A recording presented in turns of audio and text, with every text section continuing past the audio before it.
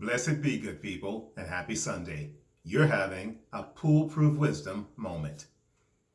Today is my mother's birthday. Now, my mother is no longer with us, but had she been, she would have been 84 exceptional years old today.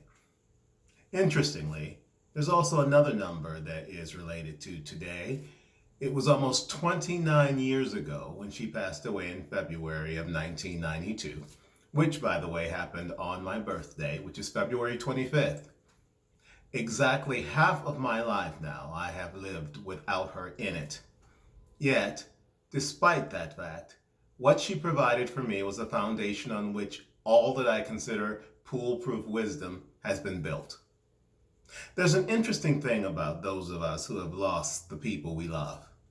We go on mourning for the rest of our lives, but how we choose to do that is entirely up to us.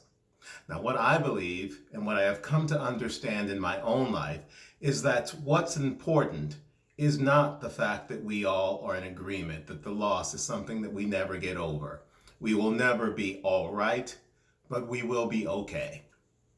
The question that I use, and I encourage others to do the same, is if you had the choice of never feeling the sense of loss and sadness that comes with losing those you love, or never having known them so that it would not be an issue at all, which would you choose?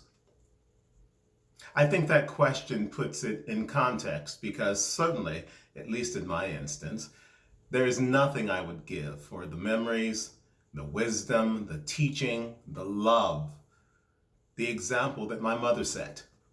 So of course, despite the fact that I've had to go on without her, I have gone on and I have taken what she's given me and I've turned it into something useful, something positive, something that is in alignment with my purpose on earth. I call it PooleProof wisdom. And one way that I keep her memory, her legacy alive every day is by sharing that wisdom with you.